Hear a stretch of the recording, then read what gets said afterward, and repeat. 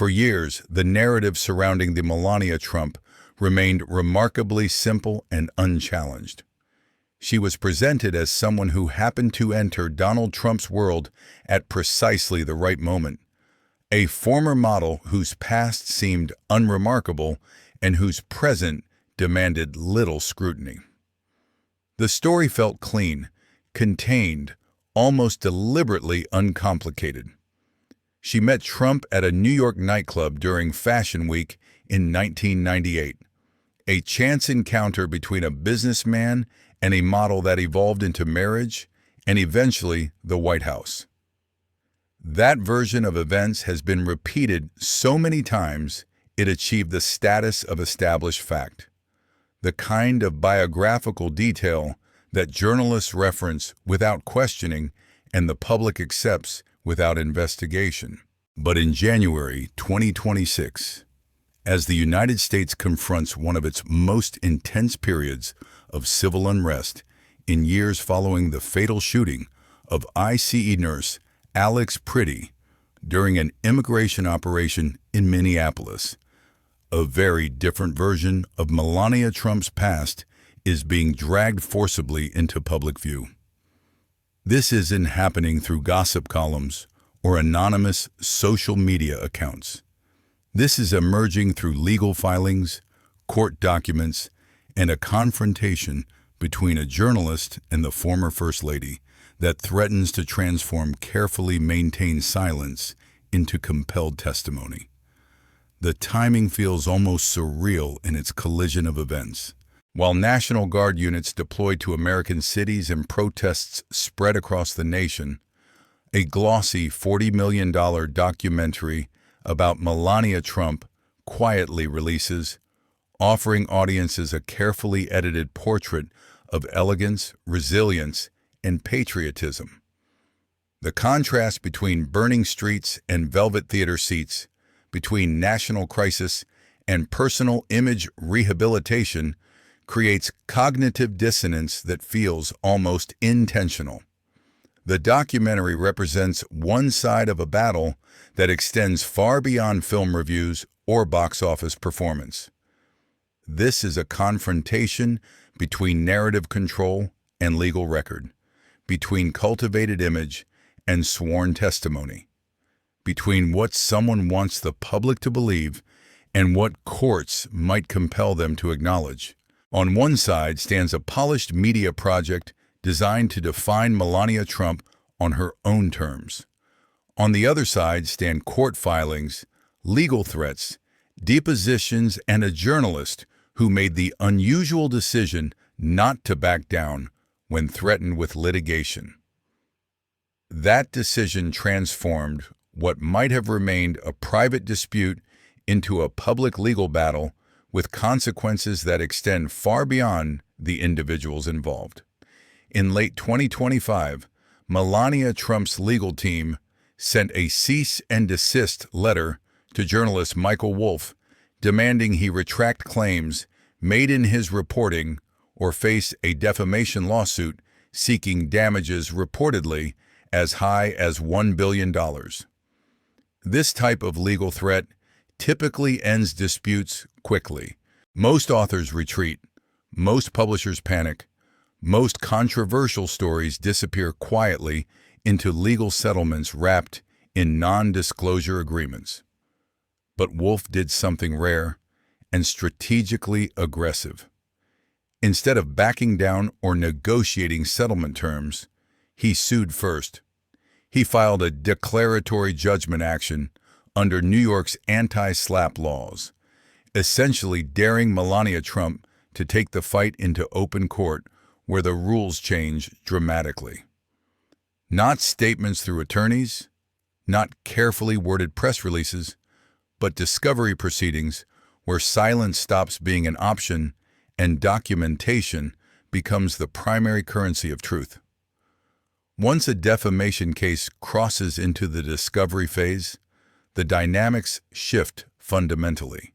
Truth becomes an absolute defense against defamation claims, meaning the journalist doesn't need to prove malicious intent if he can demonstrate his reporting was accurate.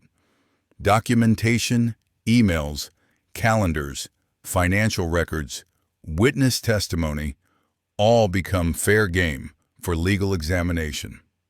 Silence, which had protected certain narratives for decades, becomes legally untenable when courts issue subpoenas and judges order depositions. In a filing submitted in January 2026, Wolf's legal team laid out what they claim Melania Trump is attempting to suppress through litigation threats. They didn't present these materials as rumor or speculation. They framed them as documentation relevant to the truth of previously published reporting. And at the center of everything sits a name that has haunted American public discourse for years: Jeffrey Epstein. What follows are claims, allegations, and assertions contained within legal filings that remain disputed and have not been adjudicated as fact by any court. But they matter because courts don't dismiss claims simply because they make powerful people uncomfortable, and because the legal process itself forces confrontation with questions that might otherwise remain permanently unanswered. According to Wolf's filing, the widely accepted story of how Melania met Donald Trump may be incomplete or deliberately sanitized. The public version describes a 1998 meeting at a New York nightclub during Fashion Week, a chance introduction between a model and a businessman that felt like fate. The alternate version, presented in legal filings, suggests something entirely different: that the introduction was facilitated rather than accidental, that the social circle was curated rather than random, and that Jeffrey Epstein wasn't a peripheral figure, but someone central to that introduction. The filing alleges that Melania Trump moved within what Wolf describes as Epstein's broader network of models and social companions in the late 1990s. Not all of these women were internationally famous runway stars. Not all achieved household name recognition. But according to the allegations, they served a function within Epstein's world, providing access and social lubrication for powerful men who valued presence without disruption, visibility without complications. Wolf alleges that Melania was familiar with this environment, that she attended events organized by Epstein, that she knew him socially beyond casual acquaintance, and that her proximity to Donald Trump may have originated in that curated social space rather than on a crowded nightclub dance floor. But one allegation eclipses all others in its potential implications, and it's the reason this filing sent shockwaves through legal and media circles when it became public.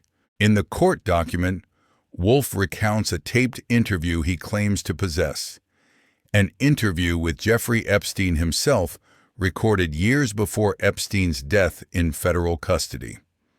According to Wolf, Epstein allegedly stated on this recording that he was the person who introduced Donald Trump and Melania, and that their first intimate encounter did not occur in public settings, but aboard Epstein's private aircraft, the Boeing 727 that became globally infamous as the Lolita Express.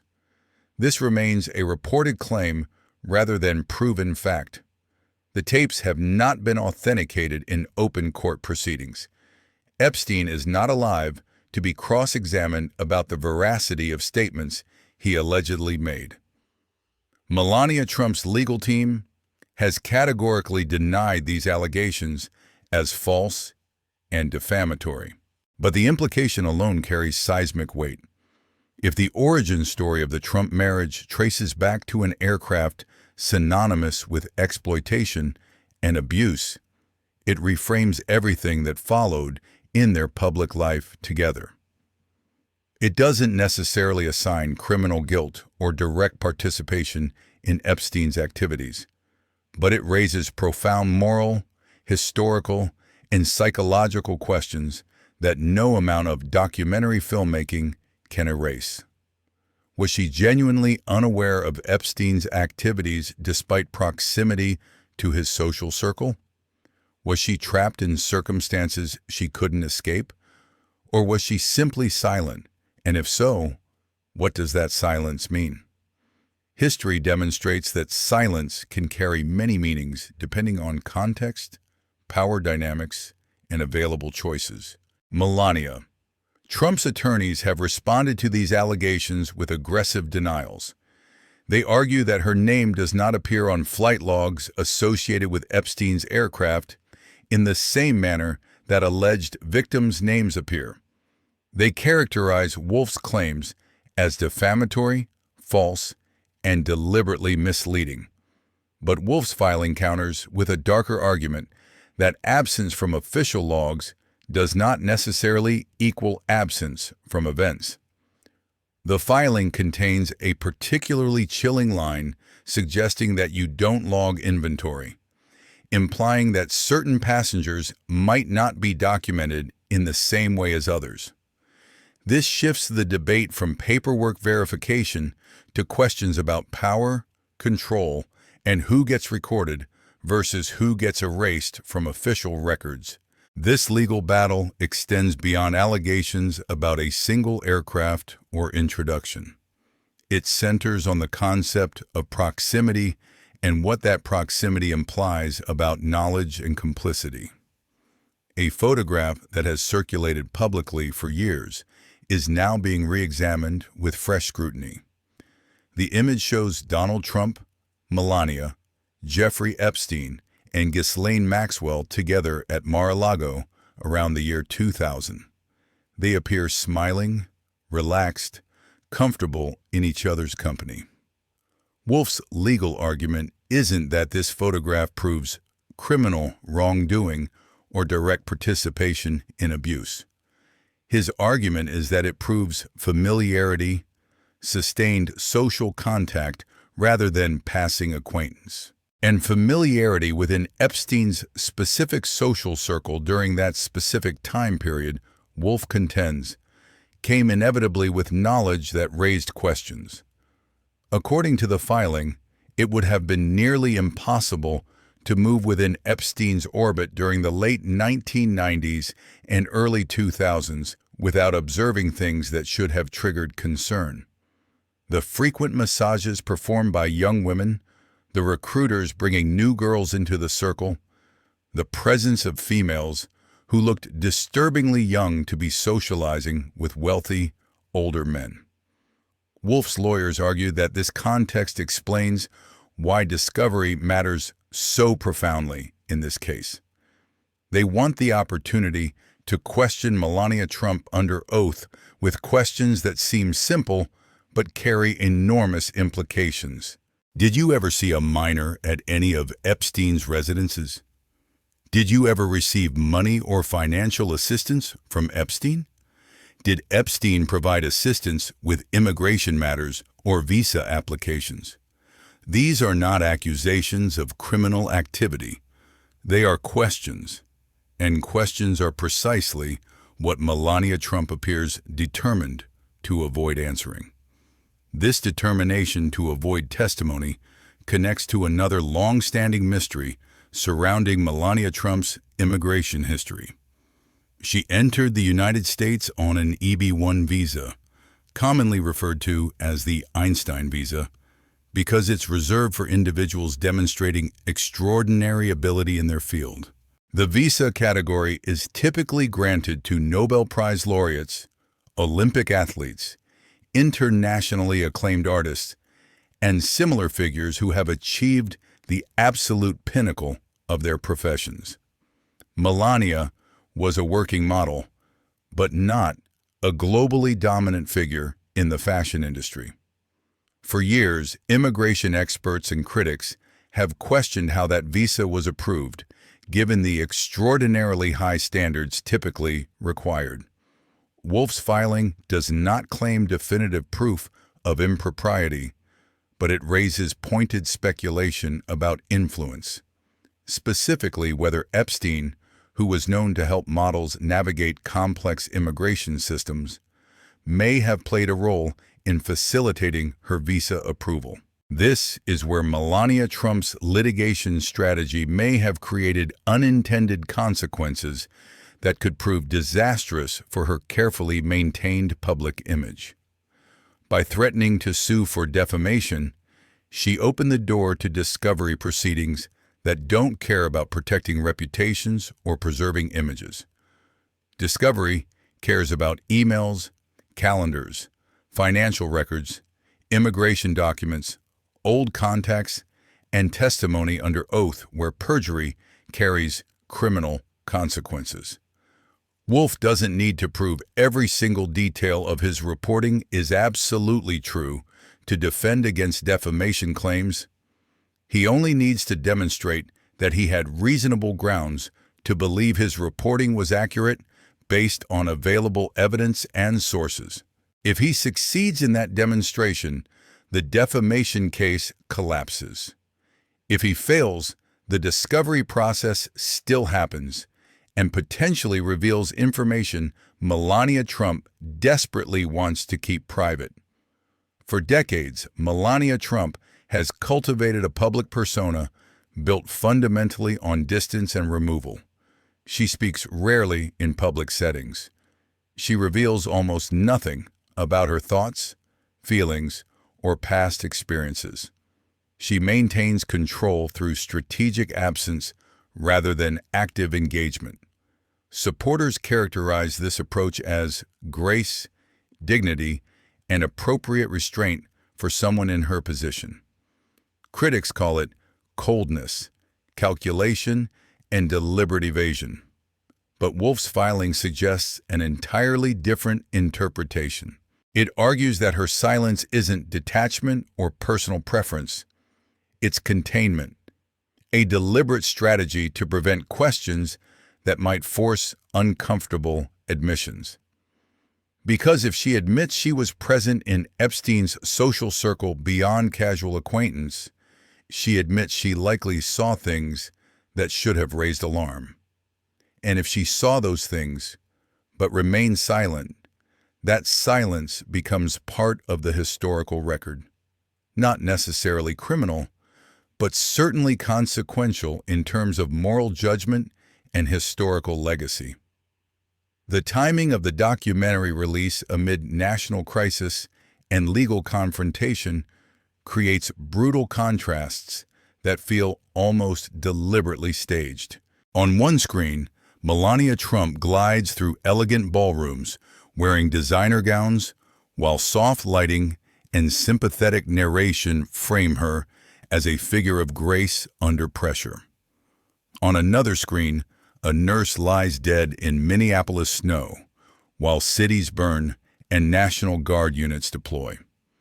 And circulating quietly through legal networks are court filings alleging that the former First Lady's carefully constructed past contains chapters she has never publicly acknowledged.